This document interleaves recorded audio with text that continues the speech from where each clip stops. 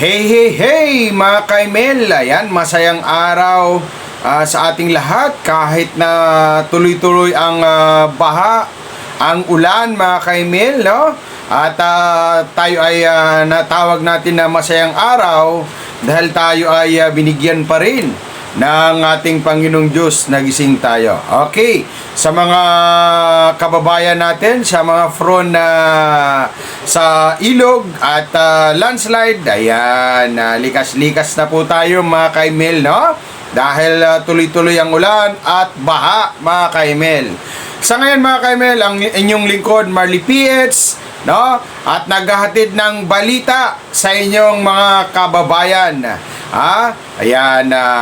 Ayan, binabati natin ang mga taga Luzon, Visayas, Mindanao at sa mga kababayan natin mga OFW. Ingat-ingat po kayo lagi asan man kayo lupalop ng mundo. Good morning sa ating lahat mga kaimel. Okay, ang ating topic ngayon mga kaimel ay ano ba ang napapala ni BBM sa pagbisita sa Amerika? May good news ma o bad news man ang inyong matutunghayan dito. Okay, given tayo ano man ang mangyayari. Eto na mga kaimel. Alam nyo mga kaimel,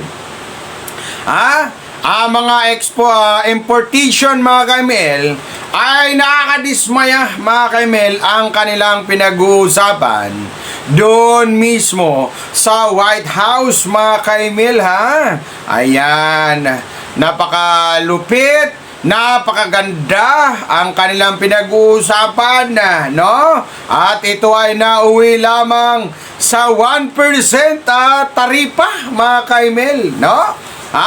Binaba ng dating 20%, ginawang 19%. Meaning, 1% lamang, eto, matindi ang tawaran dito ng gobyerno ng ating bansa. Talaga lang. Ayon dito sa report, mga kaimel, mainit-init pa. Eto ang sinasabi, 1% off na tariff rates. Ayan, mga kaimel, Ayon dito, ibinaba ng Amerika sa 19% mula sa rating 20% ang ipapataw na taripa rate sa mga produkto ng Pilipinas sa iangkat sa kanilang bansa. Kita nyo naman mga kaimel, grabe kalaki.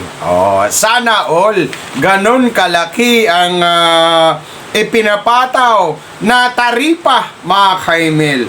Okay, next, sabi niya, ito ang pinagkasundoan ni na BBM at US Priest Donald Trump sa kanilang bilateral meeting sa White House nitong Miyerkules, July 23, Manila time.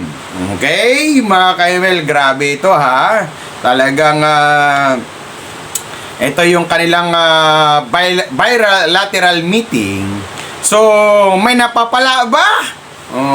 Maganda ba ang nagiging relasyon? Depende na lamang po. Okay, ayun dito.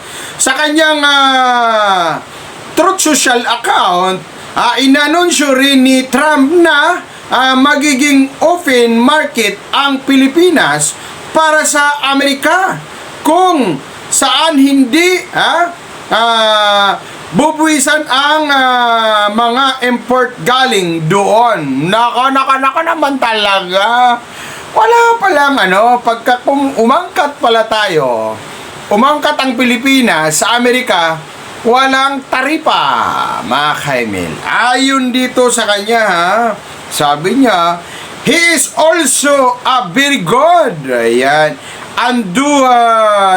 negotiator, paglarawan ni Trump kay BBM. Nako mga kaimel, ano ang masasabi nyo dito sa kanyang mga pinagkasunduan nila? At inalarawan pa nga pala ito kay BBM. kung ano ang dapat gagawin. Nako, ito talaga mga Kamel. Okay, netizens, pasok. Ayon dito ha.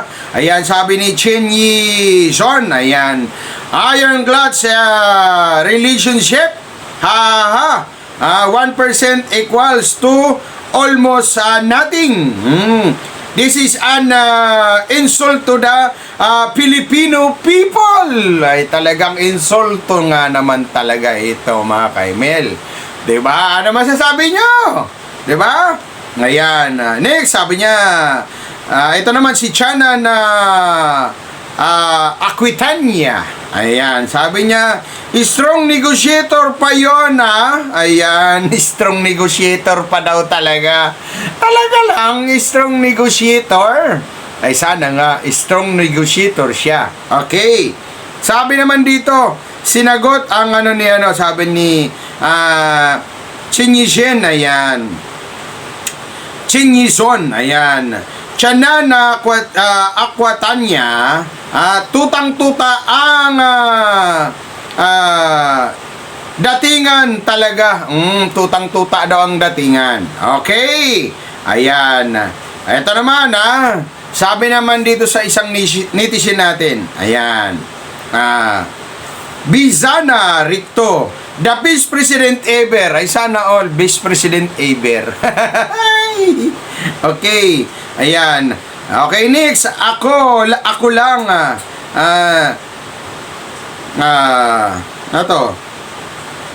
nauto na nga ang sinto-sinto, hehe. Grabe naman, nauto na nga ang sinto-sinto. Grabe naman ito mga Kaimel. Ayan. Pauline Lugo Katigura. Ayan. Galing talaga ni BBM, ha?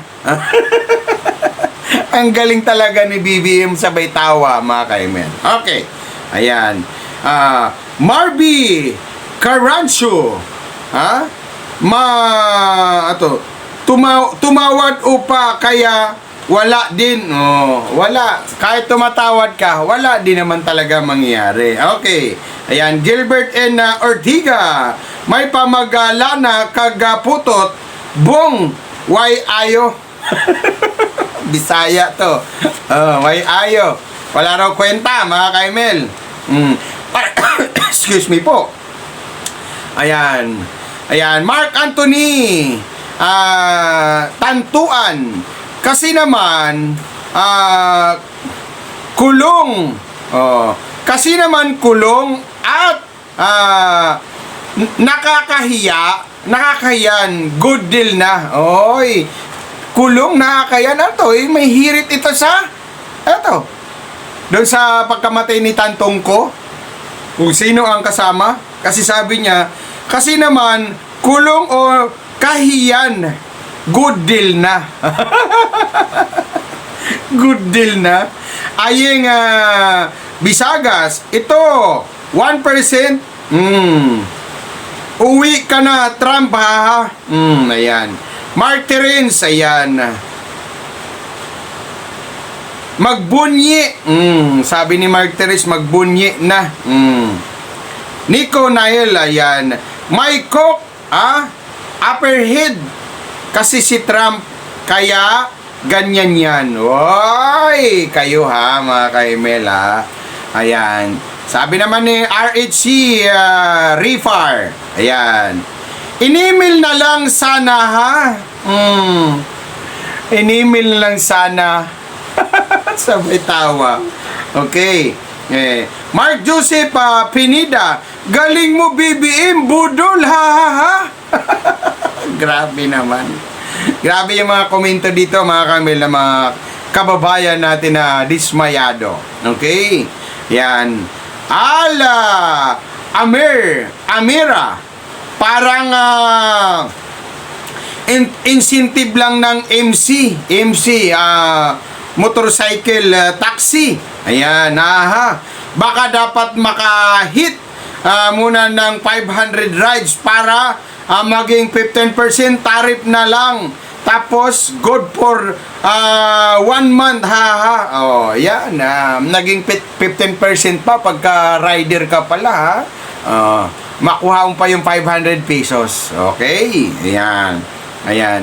Sabi ni Kevin, Archelis Bungo, yung pinapunta ka para lang sa 1% discount, ganyan talaga pag tuta ka. Aray ko naman, grabe naman kayo. Ronnie, yan. Mas mahal pa pamasahe nila kaysa 1% na yan. Nako, diba? Talaga naman. Okay. Luisa Marie Quijano Boris, grabe naman na pakikipag tawaran na yan. Diba? Sabi naman ni Lerna Ozina, ayan, nagsayang ka lang ng pera ng bayan. Anong mangyayari sa $1, Okay, di ba? Ayan. Elmer Dakasin, nakaraan admin tuta ng China, ngayon naman admin tuta ng Amerika. Aray ko. Senior Ron, ayan.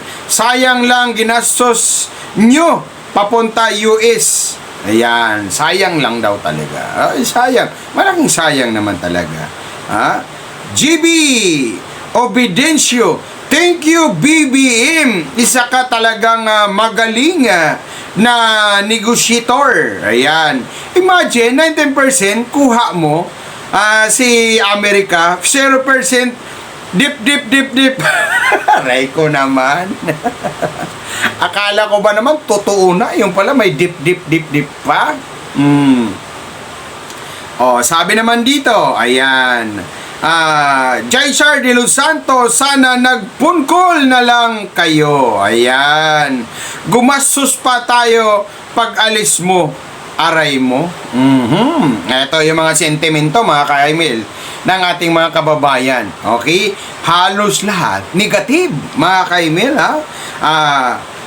Miros Verano, ayan. Sabi niya, sinagot, Jason de Los Santos, para sabihin at ipakita na di siya didma ni Trump. Para daw hindi didma, pinakita lang pala para hindi didma ni Trump. Aray, grabe itong mga ano natin, Romera Piri, ayan. Namamalimos lang, Okay, namamalimos lang pala, mga ka-email, Okay, ayon dito pa. Okay.